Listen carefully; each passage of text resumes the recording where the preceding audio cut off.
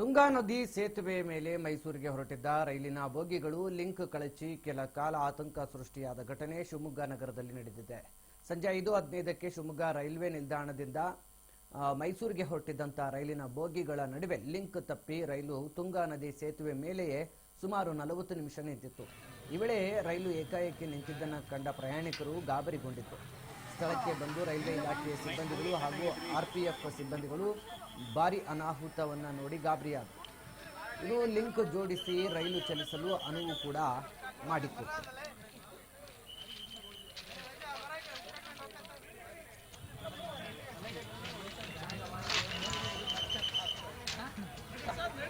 ಇರ್ತಾರೆ